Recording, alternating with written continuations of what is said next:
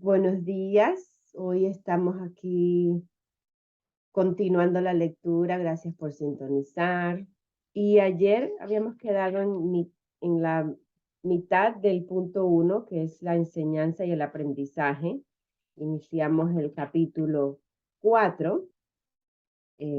Así que vamos a la página 60, arriba donde dice el punto 7, que dice, el que enseñes o aprendas no es lo que establece tu valía. Y ahí vamos a empezar el día de hoy. ¿Ok? El que enseñes o aprendas no es lo que establece tu valía. Tu valía la estableció Dios. Mientras sigas oponiéndote a esto, todo lo que hagas te dará miedo, especialmente aquellas situaciones que tiendas a apoyar la creencia en la superioridad o en la inferioridad.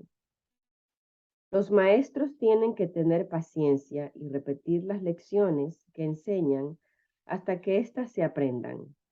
Yo estoy dispuesto a hacer esto porque Yo estoy dispuesto a hacer eso porque no tengo derecho a fijar los límites de tu aprendizaje por ti. Una vez más, 2 puntos. Nada de lo que haces, piensas o deseas es necesario para establecer tu valía. Este punto no es debatible excepto en fantasías. Tu ego no está nunca en entredicho porque Dios no lo creó.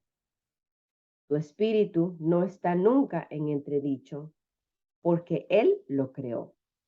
Cualquier confusión al respecto es ilusoria, y mientras perdure esa ilusión, no es posible tener dedicación alguna. El ego trata de explotar todas las situaciones para vanagloriarse a fin de superar sus propias dudas. Seguirá lleno de dudas mientras tú sigas creyendo en su existencia. Tú, que lo inventaste, no puedes tener confianza en él porque cuando estás en tu mente recta, te das cuenta de que no es real. La única solución cuerda es no tratar de cambiar la realidad, lo cual sería ciertamente aterrador, sino aceptarla tal como es. Tú formas parte de la realidad, la cual permanece inmutable más allá del alcance del ego, aunque fácilmente al alcance del espíritu. Cuando sientas miedo, aquíétate y reconoce que Dios es real y que tú eres su hijo amado. Y que tú eres su hijo amado, en quien Él se complace. Ese espíritu llamando a Vidal. Ok, continúo aquí. Voy a repetir. Cuando sientas miedo, aquíétate y reconoce que Dios es real y que tú eres su hijo amado, en quien Él se complace. No dejes que tu ego refute esto porque el ego no puede conocer algo que está tan lejos de su alcance como lo estás tú. Dios no es el autor del miedo. El autor del miedo eres tú. Has elegido crear en forma diferente a como crea Él y por lo tanto has hecho posible que puedas tener miedo. No estás en paz porque no estás desempeñando tu función. Dios te encomendó una función muy elevada que no estás llevando a cabo. Tu ego ha elegido estar atemorizado en vez de llevarla a cabo. Cuando despiertes, te será imposible entender esto porque es literalmente increíble. No creas lo increíble ahora. Cualquier intento de incrementar su credibilidad es simplemente un intento de posponer lo inevitable. La palabra inevitable, entre comillas, le causa terror al ego, pero es motivo de júbilo para el Espíritu Santo. Alcanzar a Dios es inevitable y tú no puedes eludirlo. De la misma manera en que Él no te puede eludir a ti.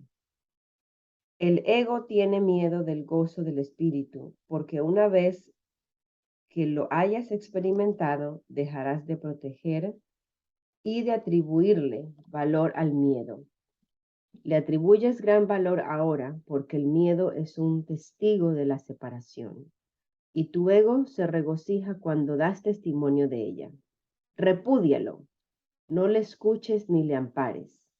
Escucha únicamente a Dios, que es tan incapaz de engañar como lo es el espíritu que Él creó. Libérate y libera a otros.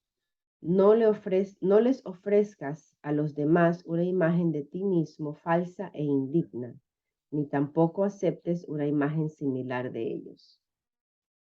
El ego ha construido para ti un hogar mísero e inhóspito, porque no puede construir de ninguna otra manera. No trates de mantener en pie ese hogar ruinoso. En su debilidad radica tu fuerza. Solo Dios pudo erigir un hogar digno de sus creaciones, las cuales han elegido dejarlo vacío. Desanunciándose, nunca había esa palabra, desahuciándose, oh, perdón. Solo Dios pudo erigir un hogar digno de sus creaciones, las cuales han elegido dejarlo vacío, desahuciándose a sí mismas. No obstante, su hogar seguirá en pie eternamente, listo para cuando decidas entrar a ocuparlo. De esto puedes estar completamente seguro. 2 puntos. Dios es tan incapaz de crear lo perecedero como el ego de fabricar lo eterno. Desde tu ego no puedes hacer nada para salvarte o para salvar a otros, pero desde tu espíritu puedes hacer cualquier cosa para salvar a otros o para salvarte a ti mismo. La humildad es una lección para el ego, no para el espíritu. El espíritu está más allá de la humildad porque reconoce su esplendor y gustosamente irradia su luz por todas partes. Los mansos heredarán la tierra porque sus egos son humildes, y esto hace que su percepción sea más fidedigna. El reino de los cielos es el derecho del espíritu, cuya belleza y dignidad están mucho más allá de cualquier duda, más allá de la percepción, y se alzan para siempre como las señales del amor de Dios hacia sus creaciones, las cuales son absolutamente dignas de Él y solo de Él. Ninguna otra cosa es lo suficientemente valiosa como para poder ser una ofrenda para la creación de Dios mismo. Yo seré un sustituto de tu ego si así lo deseas, pero nunca de tu espíritu. Un padre puede dejar a su hijo al cuidado de un hermano mayor que haya demostrado ser responsable, pero esto no entraña confusión alguna acerca de quién es el padre. El hermano puede proteger el cuerpo y el ego del niño, pero eso no lo lleva a creer que él sea el padre. Me puedes confiar tu cuerpo y tu ego debido únicamente a que eso te permite desentenderte de ellos y me deja mostrarte que no son importantes. Yo no podría entender lo importantes que son para ti, sino que son para ti. Yo mismo no hubiese estado tentado de creer en ellos. Aprendamos juntos esta lección para que juntos podamos liberarnos de tu cuerpo y de tu ego. Necesito maestros dedicados que compartan mi objetivo de sanar a la mente. El espíritu no tiene ninguna necesidad de que ni tú ni yo lo protejamos. Recuerda lo siguiente, 2 puntos. En este mundo no hay por qué tener tribulaciones, porque yo he venido al mundo. Repito esto, porque no dije la palabra correcta. En este mundo No hay por qué tener tribulaciones, porque yo he vencido al mundo. Por eso es por lo que debes estar animado. 2. El ego y la falsa autonomía. Es razonable preguntarse, ¿cómo pudo la mente haber inventado al ego? De hecho, esa es la mejor pregunta que puedes hacerte. Sin embargo, no tiene objeto dar una respuesta en función del pasado, porque el pasado no importa y la historia no existiría si los mismos errores no siguen repitiéndose en el presente. El pensamiento abstracto es pertinente al conocimiento porque el conocimiento es algo completamente impersonal y para entenderlo no se necesita ningún ejemplo. La percepción, por otra parte, es siempre específica y por lo tanto concreta. Todo el mundo inventa un ego y un yo para sí mismo, el cual está sujeto a enormes variaciones debido a su inestabilidad. También inventa un ego para cada persona a la que percibe, el cual es igualmente variable. Su interacción es un proceso que los altera a ambos porque no fueron creados por el inalterable o mediante él. Es importante darse cuenta de que esta alteración ocurre con igual facilidad tanto si la interacción tiene lugar en la mente como si entraña proximidad física. Pensar acerca de otro ego es tan eficaz en el proceso de cambiar la percepción relativa como lo es la interacción física. No puede haber mejor ejemplo que este de que el ego es solamente una idea y no un hecho. Tu propio estado mental es un buen ejemplo de cómo fue inventado el ego. Cuando repudiaste el conocimiento como fue si jamás lo hubieses tenido. Esto es tan evidente que basta con que lo reconozcas para constatar que eso es lo que en realidad ocurre. Y si eso ocurre en el presente, ¿por qué habría de sorprenderte que hubiese ocurrido en el pasado? Asombrarnos ante lo inusual es una reacción comprensible, pero asombrarnos ante algo que ocurre con tanta frecuencia no es no lo es en absoluto. No olvides, no obstante, que la mente no tiene por qué operar así, aunque así es como opera ahora. Piensa en el amor que los animales sienten por sus crías y en la necesidad que sienten de protegerlas. Eso se debe a que las consideran parte de sí mismos. Nadie repudia lo que considera parte de sí mismo. La manera en que reaccionas ante tu ego es similar a cómo Dios reacciona ante sus creaciones. 2 puntos. Con amor, con protección y con caridad. Tus reacciones ante el yo que inventaste no son sorprendentes. De hecho, son muy similares a la forma en que algún día reaccionarás ante tus creaciones reales, las cuales son tan eternas como tú. No es cuestión, por lo tanto, de cómo reaccionas ante el ego, sino de lo que crees ser. Creer es una función del ego, y mientras tu origen siga sujeto a interpretaciones, lo seguirás viendo desde el punto de vista del ego. Cuando el aprendizaje deje de ser necesario, simplemente conocerás a Dios. La creencia de que hay una forma de percibir es la idea más sublime de que es capaz el pensamiento del ego. Ello se debe a que dicha idea reconoce, aunque sea mínimamente, que el ego no es el ser. Socavar el sistema de pensamiento del ego no puede sino percibirse como un proceso doloroso, aunque no hay nada que esté más lejos de la verdad. Los bebés gritan de rabia cuando se les quita un cuchillo y unas tijeras, a pesar de que, si no se hiciese, podrían lastimarse. En este sentido, todavía eres un bebé. No tienes una idea clara de lo que es el verdadero instinto de conservación y probablemente decidirás que necesitas precisamente lo que más daño te haría. Voy a subrayar eso.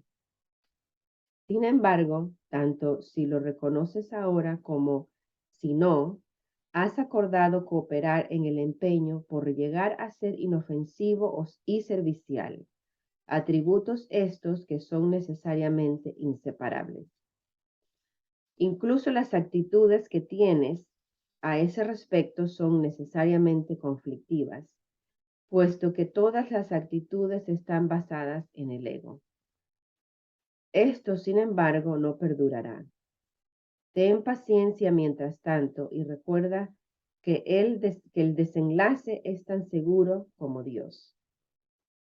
Solo aquellos que tienen una sensación real y duradera de abundancia pueden ser verdaderamente caritativos. Esto resulta obvio cuando consideras lo que realmente quiere decir ser caritativo. Para el ego, dar cualquier cosa significa tener que privarse de ella.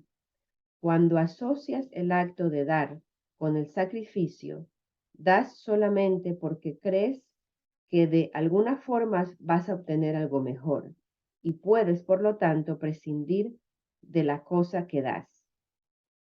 Abre comillas, dar para obtener, entre comillas, es la ley ineludible del ego, que siempre se evalúa a sí mismo en función de otros egos.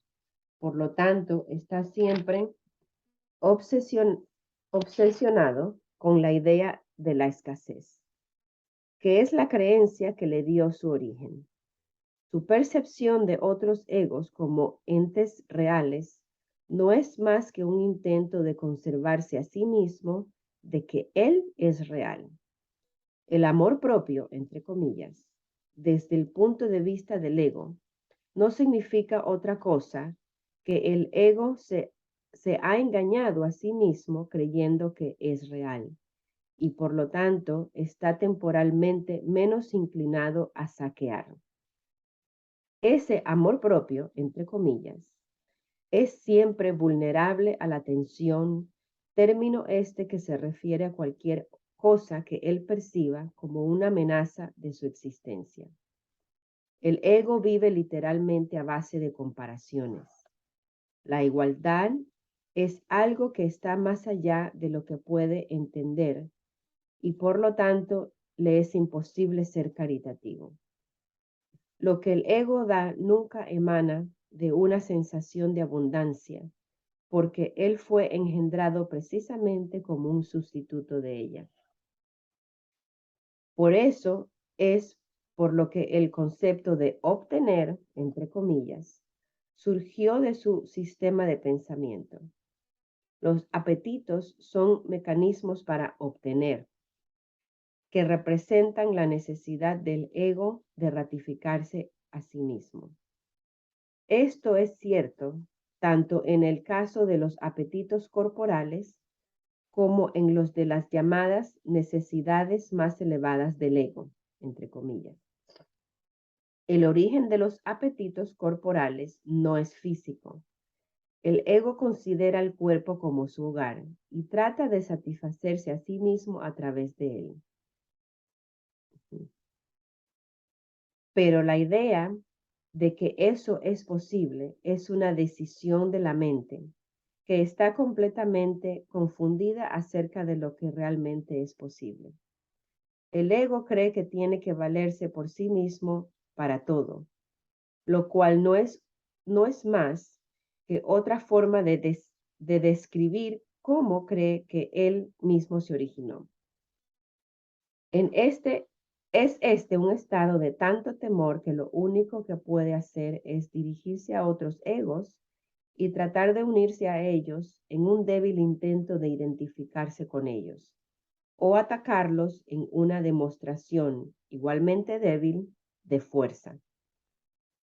No es libre, no obstante, de poner en tela de juicio la premisa que da lugar a todo eso, pues esa premisa es su base. El ego es la creencia de la mente según la cual tiene que valerse completamente por sí misma. Los incesantes esfuerzos del ego por ganar el reconocimiento del espíritu, establece así su propia existencia, son inútiles. Voy a repetir eso. Los incesantes esfuerzos del ego por ganar reconocimiento del espíritu y establecer así su propia existencia son inútiles. El espíritu y su conocimiento no es consciente del ego. No lo ataca, simplemente no lo puede concebir en absoluto. Aunque el ego tampoco se percata del espíritu, se percibe a sí mismo rechazado por algo más grande que él. Wow, eso también está súper importante. Aunque el ego tampoco se percata del espíritu, se percibe a sí mismo rechazado por algo más grande que él. Por eso es por lo que el amor propio, tal como el ego lo concibe, no puede por menos ser ilusorio. Las creaciones de Dios no crean mitos, si bien el esfuerzo creativo se puede trocar en mitología. Esto puede suceder, sin embargo, solo bajo una condición, 2 puntos. Lo que fabrica deja de ser creativo.